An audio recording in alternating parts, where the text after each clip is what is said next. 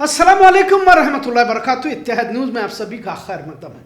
भारत में दलितों पर जुल्म ज्यादती की अपनी पुरानी तारीख रही है। डॉक्टर बाबा साहब अम्बेडकर ने इस मजलूम कौम को इंसाफ दिलाया। मुल्क का संविधान लिखने वाला भी दलित ही था और डॉक्टर बाबा साहब ने कहा था कि जाति व्यवस्था समाज को बांटती है और इंसानियत को तबाह करती है। यह न सिर्फ समाजी तरक्की में रुकावट है बल्कि यह इंसानी गरिमा के भी खिलाफ है।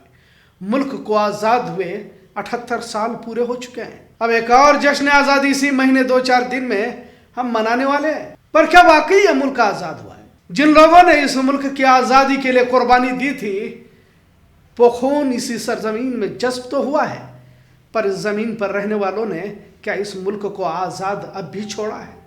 अंग्रेज तो चले गए, लेकिन अंग्रेजों के हिमायती जो लोग यहाँ पर बैठे हुए हैं वो आज भी जुल्म ज्यादती करते हुए देखने को मिलता है, जिसमें दलित समाज सरफहरिस्त कहा जाए तो गलत ना होगा। पर क्या वाकई यह मुल्क आजाद हुआ भी है या नहीं? क्योंकि आज भी ऊंची जातियों का तसल्लुत देखने को मिलता है।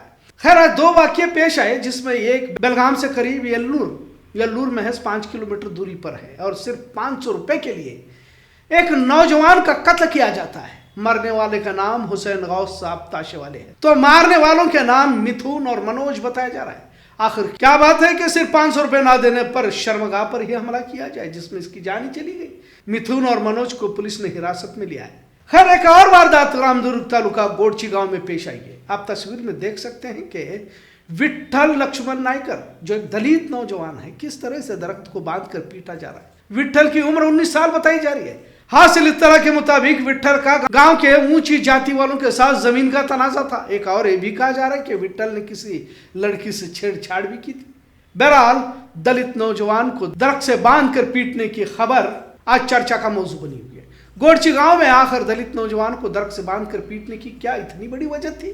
क्या पुलिस में शिकायत दर्ज नहीं की जा सकती? इस तरह के सवाल भी कहीं उठ रहे हैं। लिहाजा आज इसी मौके से मुल्क में जब आजादी का जश्न महज कुछ दिनों पर है और पिछले 78 सालों से मुल्क आजाद होने का जश्न मनाए जा रहे हैं, पर जातियों के आधार पर इंसानों की तकसीम खत्म भी हो चुकी है या नहीं, या और बढ़ रही है? यह सवाल आजादी के इतने सालों बाद भी बराबर पूछा जा सकता है, क्योंकि दलितों पर ऊंची जातियों की जानिब से हो रहे जुल्म सितम रुकने का नाम ही नहीं ले रहे। लेकिन आज इसी मौके पर कुछ वाकयात का हम जिक्र करते हैं। कर्नाटक की ही बात की जाए तो ऐसे कई वाकये हैं जिसमें दलित को मंदिर के रास्ते पर मोटरसाइकिल चलाने पर पीटा गया, तो छोटे बच्चे को मंदिर से पानी पीने पर उनके वालिदैन पर जुर्माना लगाया गया।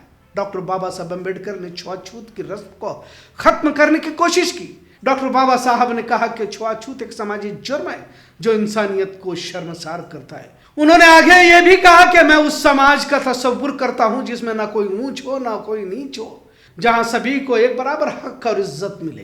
कर्नाटक के कोप्पल में हाल ही में एक तारीखी फैसला अदालत की जानिब से दिया गया। वारदात तो 10 साल पहले हुई थी, लेकिन फैसला 2014 में जो वारदात पेश आई थी उसका फैसला 2024 में आया। 10 साल लग गए। दलित लोगों की झोपड़ियों में आग लगाने के जुर्म में ऊंची जातियों के 98 लोगों को उम्र कैद की सजा सुनाई गई और यह अपने आप में एक तारीखी फैसला रहा। यह फैसला 24 अक्टूबर 2024 में आया, जबकि वारदात 2014 में पेश आई थी। गांव में दलितों की नाई की दुकान और होटलों में दाखिला न देने पर फैसला लिया गया और फसाद वहीं से बरपा हुआ, जिसमें 100 से ज्यादा दलितों के घर झोपड़ियां ऊंची जातियों की जानिब से जलाई गई। 90 लोगों को उम्र कैद की सजा जाति की बुनियाद पर पहली मर्तबा सुनाई गई। इसे तारीखी फैसला ही कहा जा सकता है। इसी तरह यादगीर में तकरीबन 250 दलित परिवारों का सोशल बाइकआउट ही किया गया और यहाँ के लोगों को सोशल बाइकआउट का सामना करना पड़ा। यह भी वारदात 2024 ही के हमारे ही रियासत के मैसूर में दलित नौजवान ने मंदिर की सड़क पर मोटरसाइकिल चलाने पर ऊंची जातियों के गिरोह ने इसकी पिटाई की। लिहाजा अब वारदातों का जिक्र किया जाए तो फहरिस्त तवील हो सकती है। आखिर ऊंची जाति नीची जाति की ये दरारें अब तक जिंदा क्यों हैं? यह भी सवाल आजादी का जश्न मनाने से पहले पूछना जरूरी हो जाता है। अब तो दलितों को कांवड़ भी उठाने के लिए कहा जाता है। मुसलमानों को बदनाम करने के लिए पानी की टंकी में जहर भी मिलाने का काम इन्हीं दलितों को ऊंची जातियों की जानिब से लगाया जाता है। किसी भी फसाद में जब भी जहां भी जरूरत पड़ती है, ऊंची जातियों के लोगों की जानिब से नफरत फैलाने के लिए भी इन्हीं निचली जातियों को इस्तेमाल किया जाता है और जब अपना मकसद पूरा हो जाता है तो फिर इन्हें दलित कहकर गांव से बाहर रखने का मशवरा दिया जाता है, मांग की जाती है। इन तमाम वारदातों से दलित समाज को सीख लेनी होगी क्योंकि भारत की आजादी के आंदोलन में किसी भी मनुवादियों का योगदान नहीं रहा, पर कुछ मुट्ठी भर मनुवादी हमेशा मुल्क की सत्ता पर काबिज हो जाते हैं, जिसका इल्म दलितों को होना चाहिए, जबकि तादाद में वो सबसे ज्यादा है। दलितों को मुस्लिम समाज के खिलाफ इस्तेमाल किया जाता है तो इन्हें लगता है कि अब इनका मर्तबा मुकाम बढ़ चुका है। बतौर मिसाल एकाध किसी दलित को ओहदा दिया जाता है। आज मुसलमान निशाने पर है तो इसकी सबसे ज्यादा कीमत तो आने वाले दिनों में दलितों को ही चुकानी पड़ सकती है। आज भी क्यों मंदिरों में दलितों को जाने नहीं दिया जाता, क्यों दलित को पुजारी नहीं बनाया जाता? उत्तर भारत में और भी ज्यादा हालत खराब है, लेकिन कर्नाटक में भी ऊंची जातियों ने हमेशा दलितों के साथ ज्यादती ही की है। लेकिन हालात बदलते गए तो सत्ता हासिल करने के लिए दलितों को हिंदू बनाया गया और इन्हें मुसलमानों के खिलाफ बतौर हथियार इस्तेमाल किया गया। बड़े ही अफसोस के साथ कहना पड़ता है कि कुछ दलित अफसरान तो अब डॉक्टर बाबा साहब की ही तस्वीर घर में लगाने से गुरेज कर रहे हैं। अब तो उस शख्स से भी दूरियां बरतने का काम कुछ दलित कर रहे हैं जिन्हें समाज में इज्जत, मुकाम और मर्तबा दिलाया था। मुसलमानों के खिलाफ दलितों को खड़ा करने की साजिश भी कुछ हद तक अगर कामयाब हुई है कहा जाए तो गलत ना होगा, पर अब भी वक्त है जिसे दलित समाज को समझना होगा। सत्ता पर बैठकर अय्याशी की मलाई खाने वाले मनुवादियों को हटाने के लिए दलित मुसलमान इत्तेहाद बहुत जरूरी है, क्योंकि ऊंची जाति नीची जाति का खेल अभी खत्म नहीं हुआ है। एक शख्स को दरख्त से बांधकर पीटना आखिर क्या पैगाम देता है? मतलब इस देश में कुछ लोगों के लिए किसी तरह के कानून या न्याय व्यवस्था की कोई कीमत नहीं है। कर्नाटक के साथ मुल्क भर में दलितों के साथ जुल्म ज्यादती का रवैया इख्तियार किया जा रहा है, पर आवाज कहीं पर उठती नजर नहीं आती।